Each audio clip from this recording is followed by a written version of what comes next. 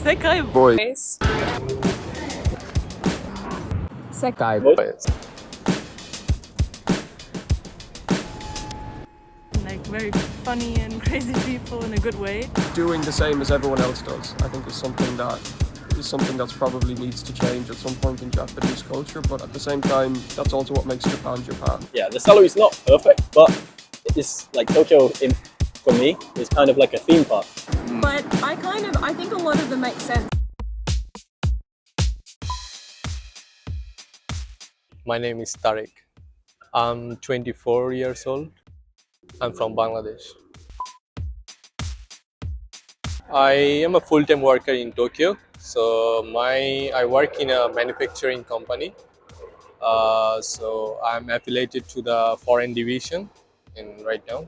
Yeah, and we do have like different businesses, but for me, my responsibility in sports business division, and I'm responsible for the foreign division. Yeah. I actually graduated from Japanese university. So after graduation, I joined the Japanese company and here in Tokyo. So before coming to Japan, I have no idea about in Japan, or I couldn't even speak Japanese. After getting into my university, I learned Japanese. I made Japanese friends. Also, like I meet so many people like from different countries, and yeah, it was just it was great going so far. For Japan, I think what made me to come here and to study abroad is basically Japan is the very safest country, I think, in the world. And people has the independent to what they think about or what their cultures. And also I love the Japanese culture. Japanese people, they're kind, they're generous.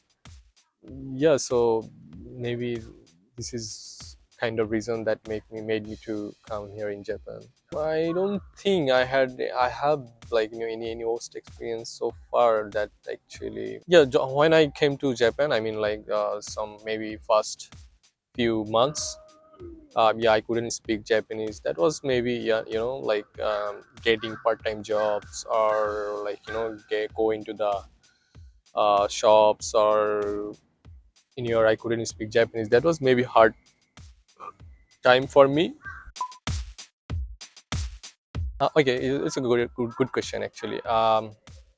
So for my experience after I graduated, so first let me tell you that if you don't speak Japanese, probably it would be hard to get a job in Japan. So I would say like who are interested to come to Japan or like to work in Japan, of course they should have like that kind of interest or mentality that like they will learn the Japanese. And also like there are so many job opportunities in Tokyo and whole Japan, and also very much welcoming to the foreigners. But you have again you have to speak business level Japanese kind of like for working in Japan. And also it would take time to go with the Japanese culture, working culture, because there are some the rules and also like culture about the Japanese culture. Yeah, you have to patience and have to like follow that and also like to learn that working culture. Yeah, I think as I said, like like there is a how to say a working culture in Japan. And yeah, it might maybe different from other countries, other countries working culture. Maybe some other countries like they are maybe they might more flexible, more how to say very casual about working culture, but here in Japan it's very formal. You have to obey your senior colleagues, also your boss. So yeah, that kind of working culture sometimes maybe will be stress for the foreigners. I think right now there are the generation is changing, and also Japanese company also has that kind of flexibility, working from home. You can work from anywhere else. You don't have to go to the office. Yeah, that's changing. That's great. The reason was why I came to Japan is during that time actually I was looking for go to the study abroad for so what I found is in Japanese university they offer a lot of scholarships for foreign students. That was actually I think first reason to choose the Japan, and for choosing the Japan, and also I know I understand that after graduation there are a lot of job opportunity to work in Japan. Yeah, that's why I choose Japan. I think in Japan there are everywhere there is a accountability. People's for example, if you go somewhere, people are very much kind to support you, and especially for foreigners. And there are, I think this is the most that I always appreciate about Japan. Bad part is maybe Japans are very much according to the book. I mean they don't like to sometimes something new to adjust, and they kind of traditional way to doing everything to. Yeah, that's I think I found sometimes. For culturally, I mean, in Tokyo I think there are a lot of foreigners, so locals and foreigners are they can have the interactions. But if you go to the other rural side of the Japan, so there is not that much foreigners, and also local people are afraid of to interact with the foreign people. So I think Japan should have more how to say, Japanese people should have that kind of mentality or mindset that to be more go out and talk with the foreigners, and learn about the foreign cultures, other countries' culture. My name is Caro Lieb.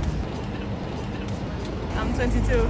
I work in a hostel and I work at a German restaurant here in Tokyo.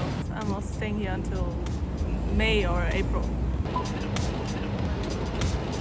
Oh, it's so nice. I love the culture, I love the people. So far I've seen only south and the middle of Japan, but I'm planning to go to the northern part as well. So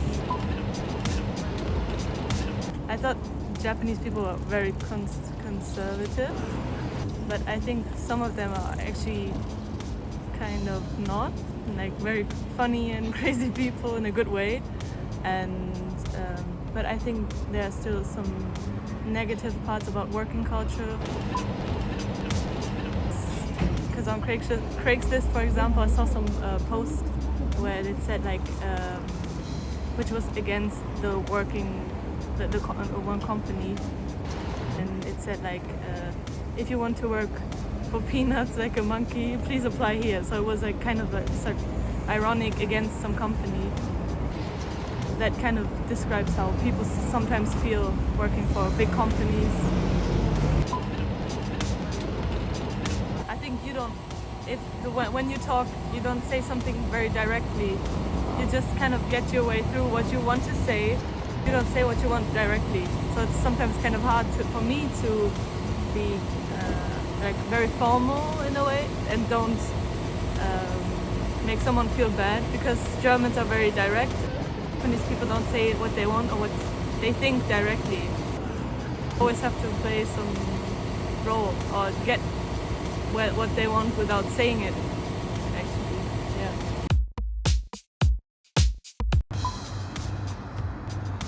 Sean. I am 30.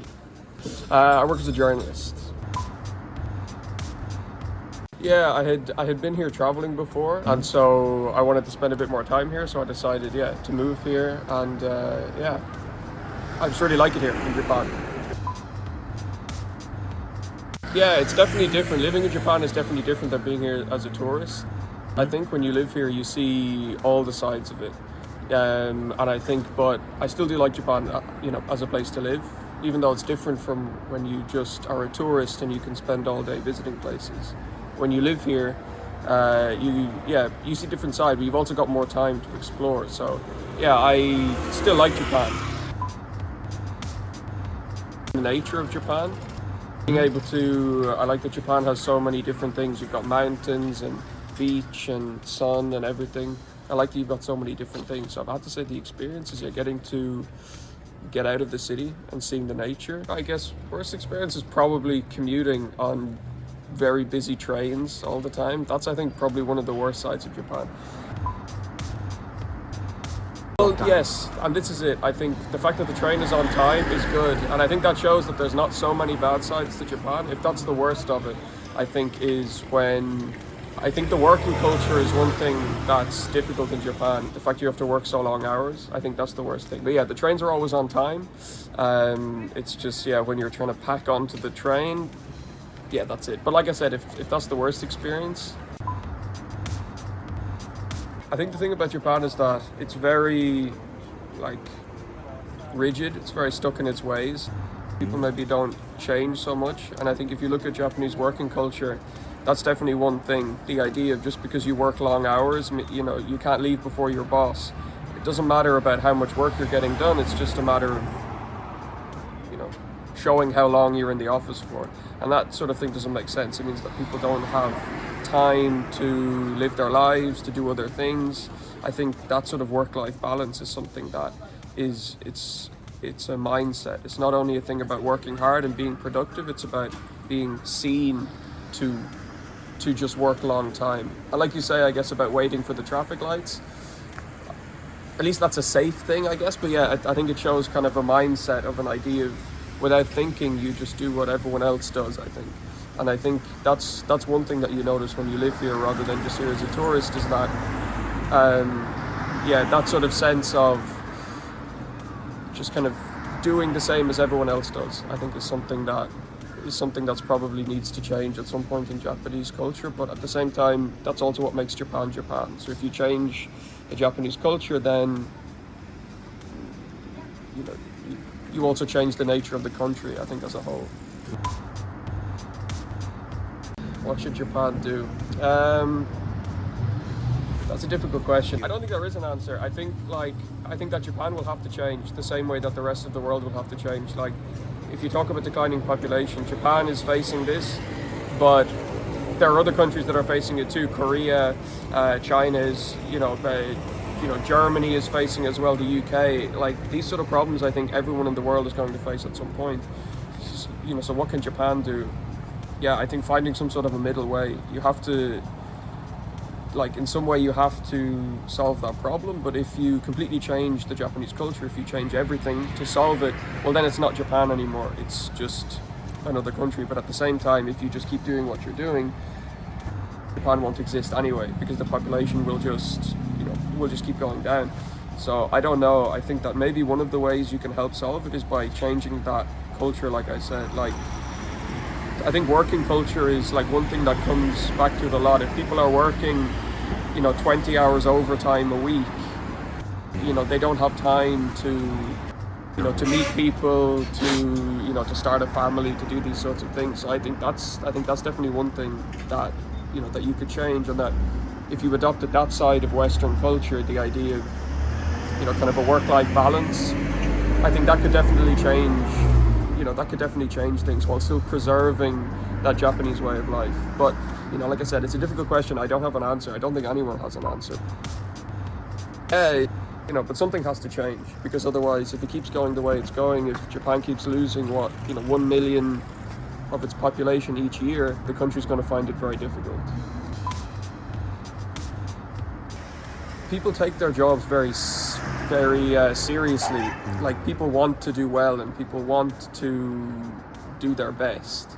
And I think that's maybe something that is a good side. But I think that also, while it's a good thing, like you say in English, it's like a double-edged sword. It's like, it also has the bad side that by wanting to give your best, you don't think about yourself. You want to give everything to the company, and if that's, you know, staying late, you know, with your boss, you know, working overtime, working on the weekends, these sorts of things, you know, for example, maybe in Europe are not maybe so common. You know, people go to work, you do your job, but at the same time, you know when your work finishes and you end. But in Japan, it seems to be that, you know, like that desire to do well and to do well for the company is, on the one hand, it's a good thing. You know, people take things seriously and they want to, but on the other side, it also means it leads to those problems that we just mentioned as well. The sense of not having any kind of balance.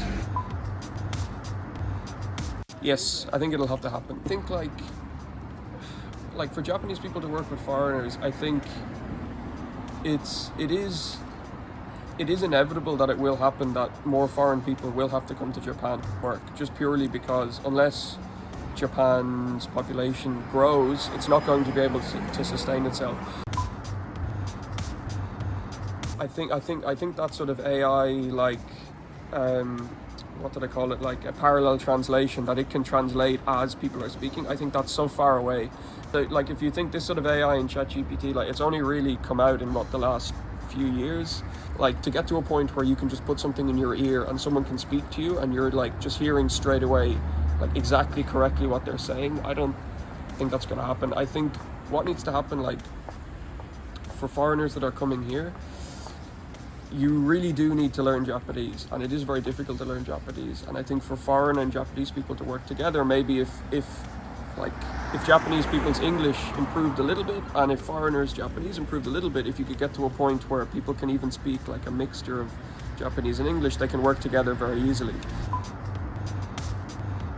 Like, things in Europe in general are definitely changing. Like, you're seeing it with a lot of elections, with a lot of the right wing are becoming elected and things like that. I think that's a reaction to a lot of different things.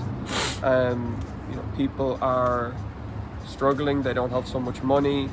It's difficult to pay rent, it's difficult to get a house, and I think people are looking for someone to blame. So they blame immigrants coming from other countries, they blame them for problems that, seeing it in the US, you're seeing it in Germany, you're seeing it in France, you're seeing it in countries all around the world. I think people are looking for someone to blame, and it's easy to blame people who are not like you. So if you see someone who isn't like you, who's come to the country, it's easy to blame them for problems that were caused before they got here. So I think really, if you're to really look at what is actually causing these problems, it's not someone who's just arrived in the country. I think it's something that's deeper, but it's more complicated, so it's difficult to understand. But then if you have a politician or something who tells you, well, it's this person's fault, it's kind of easy to blame them, I think. But the problems that are going on, I think it's a lot deeper than that, and the solutions are very difficult. So I don't know, I think you'll see a lot of political change across the whole of Europe. People, you know, right-wing parties will, I think, get more popular in the coming years, and yeah, that's going to be that'll be a challenge. I don't know how it's going to work out, but that seems to be what's happening. If you look at Germany and France, etc., and, you know, Britain, these problems, you know, and the US, as you said, these sorts of things, it seems to be happening everywhere.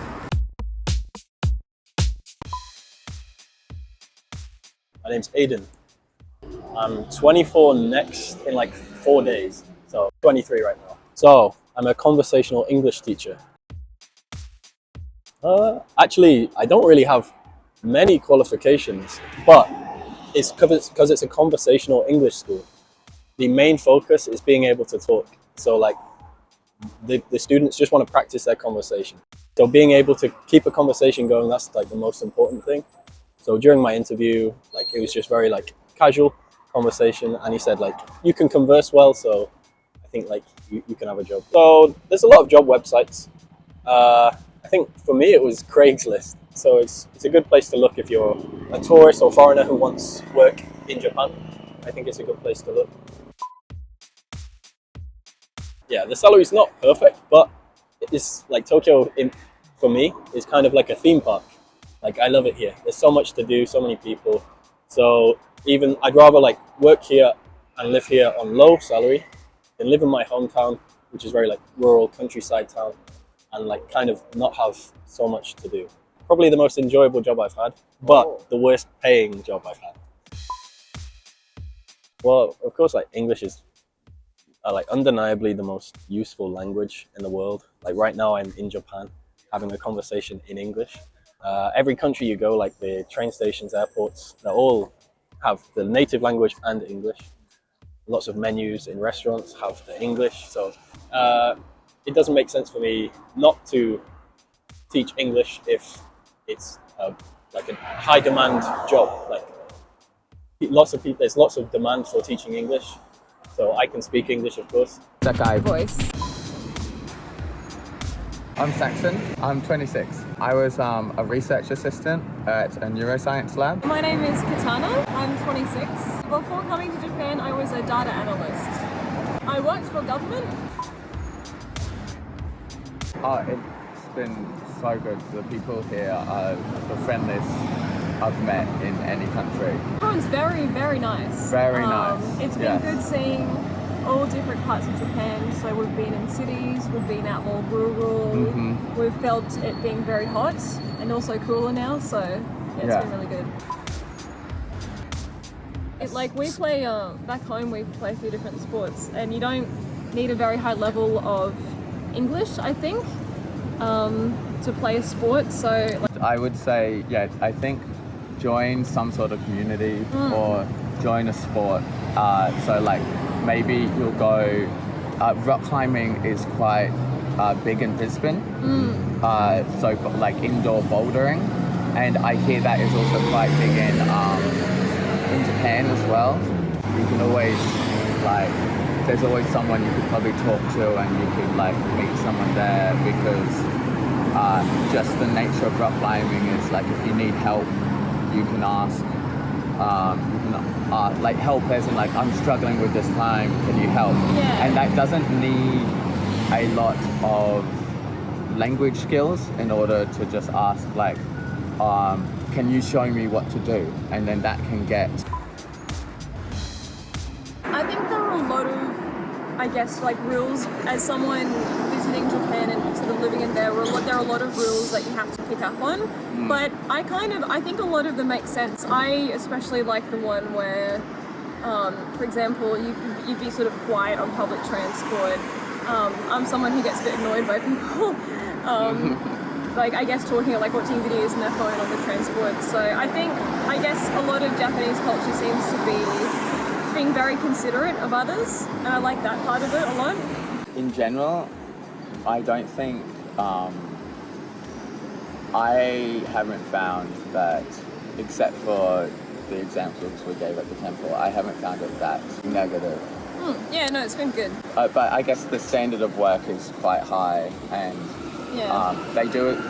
employers do expect a lot from you, because at the temple we were volunteering, but she was working 7 hours 5 to 7 hours a day. Because I was working in the kitchen, so like the other volunteers would work the morning shift for say 4 hours, but some nights I would work 6 plus. But yeah, it was interesting seeing Japanese work culture, at least from like hospitality, because a lot of them, the workers there would work 6 days a week, like almost the whole day. So they're very very hardworking. And then just seeing what the work ethic the Japanese. Sekai. Boys. Molly, hi. I'm Angus. 26. 27. I'm a tattoo artist. Yeah, I do hand poke tattoos, so yeah. I was working in a bar. Oh, okay, best Wow. experience is the powder and the snowboarding. So good. Love it. Japan is like fantastic for its snowboarding culture and so obsessed with that. Shopping, the thrifting, love that. The food has been Yeah, incredible. food is amazing. And the people, especially as Yeah, well, have so been nice. wonderful. So beautiful. Worst things, I don't know. I haven't thought that much about it, honestly. Maybe like the pay is quite low. I wouldn't say strange, but it's just different. Walking around the city or just walking back at like 5 o'clock, 6 o'clock in the afternoon, it's quiet. Very quiet. Compared to Australia, it just feels like there's always animal noises, birds chirping, and people in the streets Making chatting, a lot of noise, laughing, making a lot of noise. But here And it's morning quieter. culture as well, like cafes and like breakfast places will open at like 11 a.m. and we're up like at 8 a.m. wanting breakfast and things. So Yeah. that's one of the things as well. And back in Australia, everywhere opens at like 5:30. Oh yeah, coffee 5:30 culture in the is morning. huge. A lot of And- people wake up early and like go for their morning run and then get a coffee afterwards. Yeah. But in Japan, no one wakes up before like 10, Yeah. 9 o'clock. I don't know, we're not that interested in doing a lot of those like big touristy things. We want to get like we love food, so we're gonna eat a lot of food on the way here, like authentic food. Go to little and restaurants, the side alleys and all that kind of so stuff. like we do support the small businesses through that because we want the authentic experience in having like the mum and pop shops and trying to like with food at least, and then there's like the thrifting that we love to do as well, so like supporting those businesses and like going to the markets we're going to do on the weekend. We'll go to the flea markets, so it's like we're always spending money here anyways, and it's nice that it is cheaper because it's kind of the same. It's like $1 is 100 yen, so it equates quite well. We were just in London before as well, and that's ridiculously expensive, so I'm very happy to be in like a cheaper country. Very happy for that. But on the words like how we're going to spend our money here, it kind of just, I don't know. I feel like we support little businesses and that's enough.